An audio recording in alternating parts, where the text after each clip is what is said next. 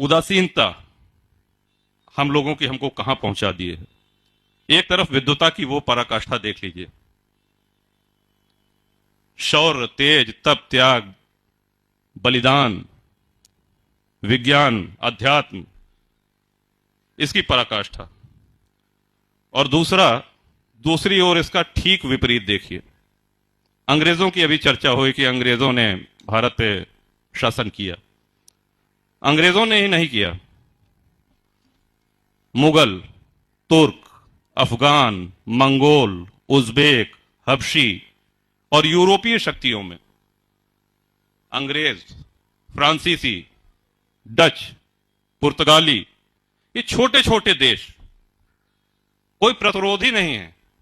एक चर्चा फैल गई, कहें साहब एक सोने की चिड़िया है, बड़ा धन संपन्न देश है, अपार संपदा है वहां, चलिए वहां पे लूटा खाया जाए, चलिए उसे लूटा जाए। एक ही बात, छोटी छोटी कोई सुनियोजित सेनाएं नहीं थी इनकी, लुटेरों के झुंड के रूप में बर्बर सेनाएं बना करके शताब्दियों से ये आते गए। और सबसे दुख की बात यह है कि भारत की जनता की तरफ से कभी कोई प्रतिरोध नहीं हुआ। स्वर्गीय अटल जी का एक भाषण हम सुन रहे थे अभी कुछ दिन पहले नेट पर। प्लासी के युद्ध का उन्होंने उदाहरण दिया था कि जितने लोग उस लड़ाई में लड़ रहे थे, सिराजुद्दौला और अंग्रेजों के बीच में युद्ध हो रहा था, उससे ज्यादा जनता मैदान के बाहर बैठ करके वो तमाशा देख रही थी और परिणाम सुनने के लिए, यहां देखते हैं कौन जीता, ये जीत रहे हैं कि वो जीत रहे हैं, और देश के भाग्य का निर्णय होने वाला है, लेकिन पूरे देश की जनता उसमें शामिल नहीं है। हल्दी घाटी की लड़ाई के विषय में हमने बहुत सुना है, बहुत पढ़ा है, महाराणा प्रताप की वीरता, उनका पराक्रम। लेकिन हल्दी घाटी की जब लड़ाई हो रही थी तो जितनी रियासतें थीं, जयपुर, जोधपुर, बीकानेर, आमेर, जैसलमेर, बूंदी, ये सब अकबर के साथ और महाराणा के खिलाफ उस युद्ध भूमि में थी। और उस समय कोर भीलों की सेना को एकत्र करके और भामाशाह जैसे दानवीर, उस समय के उद्योगपति, पूंजीपति, उनकी दी हुई संपदा के माध्यम से उनको एकत्र करके एक छोटी सी सेना बना करके महाराणा लड़ रहे थे। और हल्दी घाटी में भी वही हाल था, इधर महाराणा युद्ध कर रहे हैं और बगल में हल चल रहा है, खेती हो रही है। किसी को कोई मतलब नहीं था कौन जीते, कौन ने हो हमें कहानी। तो हमारी ये उदासीनता, हमारी ये निष्क्रियता या कापुरुषता, इसने हमारा पतन किया है। इसने हमको आज पहुंचा दिया है जहां हम आज खड़े हैं। अंग्रेजों के आने के पूर्व भारत एक भूभाग अवश्य था, लेकिन भारतीयता की भावना किसी में नहीं थी। 565 अलग अलग रियासतें, उन रियासतों की अलग अलग सेनाएं, उनके अलग संविधान, उनकी अलग मुद्राएं, उनके अपने अलग एजेंडे।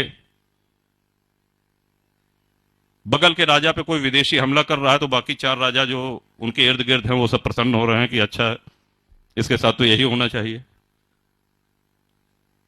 खंड खंड करके इस तरह से हमारा देश गुलाम होता आया है। आप दुनिया के नक्शे पे देखेंगे, पुर्तगाल कितना छोटा सा देश है, नीदरलैंड कितना छोटा सा देश है, यूरोप के दूसरे कोने के देश, वहां से चले आए 4 जहाज में, 5 पानी के जहाज में, छोटे छोटे, और भारत के एक बड़े भूभाग पर कब्जा कर लिया। किसी ने कोई विरोध नहीं किया, जब तक लूटना था लूटे,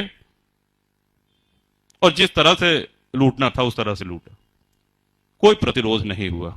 ये ऐसे अध्याय हैं, ये ऐसे प्रसंग हैं जो हमारा सबका सिर शर्म से झुक जाता है, क्योंकि हमको तात्कालिक लाभ चाहिए। इससे हमको क्या फायदा होगा। बहुत अच्छा विषय राहुल जी ने कहा कि सिस्टर की वेडिंग में, यह सही बात है कि आज भारत में अगर गिनती की जाए तो अच्छी अंग्रेजी बोलने वाले ज्यादा लोग होंगे, लेकिन क्लिष्ट, परिमार्जित और परिष्कृत हिंदी बोलने वालों की संख्या बहुत कम हो गई है। हमने अपनी मातृभाषा को सम्मान देना छोड़ दिया है।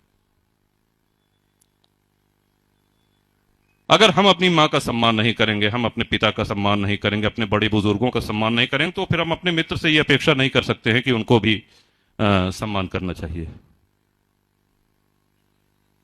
अंग्रेजों की गुलामी खत्म हुई, मुगलों की भी गुलामी खत्म हुई, फ्रांस, पुर्तगाली, डच ये सब लौट करके चले गए। कहने के लिए हमारा एक विश्व का सबसे बड़ा लोकतंत्र है भारत। लेकिन एक प्रश्न दे रहे हैं आपको, अवश्य इसका आत्मचिंतन करिएगा, क्या हम मानसिक गुलामी से ऊपर उठ पाए हैं? इतने वर्षों की गुलामी के बाद हम ये मान बैठे हैं कि जो कुछ भी पश्चिमी है वही सही है, चाहे वो पश्चिमी परिवेश हो, चाहे पाश्चात्य ढंग से मिलना, उठना, बैठना, बोलना हो। ये सही बात है कि आज हम सब लोग दिन की भागा दौड़ी में और आज के व्यस्त जीवन में खादी का कुर्ता पैजामा या खादी की धोती या ये बड़े महंगे पड़ जाते हैं। इनकी धुलाई और माड़ी और ये सब, पैंट शर्ट पहनी है उसमें कोई बुराई नहीं है, लेकिन क्या हमको धोती बांधना आता है? जो कुछ पश्चिमी है वही सही है। ये मानसिक गुलामी हमारे अंदर घर कर गई है। अम्मा नहीं कहेंगे अपनी मां को, अम्मा कहेंगे ये तो पिछड़ेपन की निशानी है। पिता को बाबूजी या दाऊ या बप्पा ये कहना तो पिछड़ेपन की निशानी है। आधुनिक कब होंगे? जब पापा कहेंगे। आधुनिक कब कहेंगे? जब हम मम्मी कहेंगे। हमने अपनी संस्कृति को, अपने इस विरासत को खुद ही ठुकरा दिया है। चुनौतियां आज मुंह बाए खड़ी हुई हैं। सभी विद्वान वक्ताओं ने बड़े विस्तार से कहा, उन बातों को दोहराने का कोई आशय नहीं है, लेकिन समाधान तो हमारे अपने अंदर है। हम अपने को बदलेंगे तभी समाधान होगा।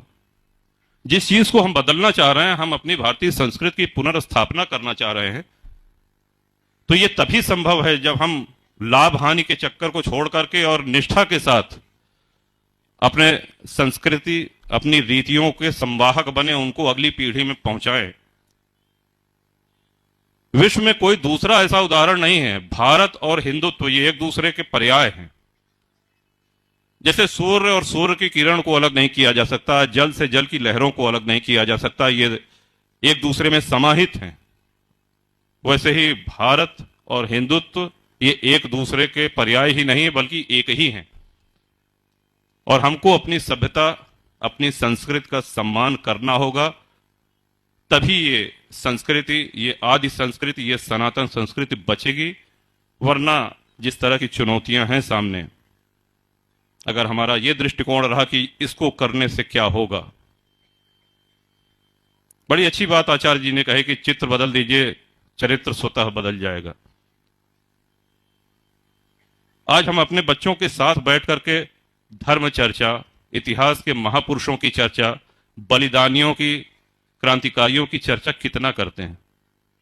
हमको खुद अपने स्मार्टफोन से फुर्सत नहीं है, और बच्चे भी अब अगर बड़े हो गए हैं तो उनका एक अलग व्हाट्सएप ग्रुप है, उनका अलग फेसबुक ग्रुप है, जिसमें हो सकता है एग्जाम के समय थोड़ा बहुत फोन आप लोग रख लेते होंगे। नहीं तो वो सुबह उठते पहला काम जो है वो चाय उसी पे आती है, गुलाब का फूल और गुड मॉर्निंग और चाय, और फिर जब तक सो नहीं जाते हैं तब तक। तो ये हमारे बौद्धिक विकास को रोक रहा है।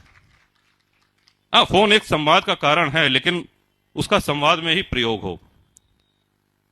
जो सामने बैठा है, जो आपसे मुखातिब है, जो प्रत्यक्ष बैठा है, आप उससे संवाद नहीं कर रहे हैं। कई जगह आप जाइए, होटल में, रेस्टोरेंट में बैठ के देखिए, एक मेज पे 4 लोग बैठे हैं, चारों अपने फोन पे। जो प्रत्यक्ष है उससे कोई संवाद नहीं। तो एक अजीब सी विचित्र स्थिति में आज हम लोग चल रहे हैं। हम सभी लोग जानते हैं कि देवासुर संग्राम हुआ, देवताओं का असुरों का संग्राम हुआ, जहां पे अमृत के घड़े को लेकर के छीना झपटी में 4 स्थान पर अमृत की बूंदें गिरी, नासिक, उज्जैन, हरिद्वार और तीर्थराज प्रयाग। और यहां पर कुंभ का आयोजन होता है। कुंभ का शाब्दिक अर्थ होता है घड़ा, लेकिन कुंभ से अमृत निकलता है, इसका एक सामाजिक अर्थ भी है। अनादिकाल से पूरे देश के धर्माचार्य, शंकराचार्य, अखाड़े, संत, महंत, महात्मा और राजा महाराजा, ये सब लोग आकर के यहां कल्पवास करते हैं, प्रवास करते हैं। उस समय की जो उनकी समस्याएं हैं उस पर धर्म संसद में चर्चा होती है। अपने अपने राज्यों के कुशल क्षेम के लिए संतों की देशना, उनका अनुशासन, उनका दिशा निर्देश प्राप्त करते और फिर उसको जाकर के अपने राज्यों में लागू करते हैं। स्नान करना, तिलक लगाना, पूजा पाठ करना, ये भौतिक क्रियाकलाप हो गए, लेकिन आध्यात्मिक समृद्धि इस कुंभ से यही मिला करती थी कि हमारा राष्ट्र कैसे समृद्ध हो, देशवासी कैसे और सुखी हो, राज्यवासी कैसे और सुखी हो। इस पिपासा की, इस भूख की पूर्ति कुंभ वर्षों से करता आ रहा है।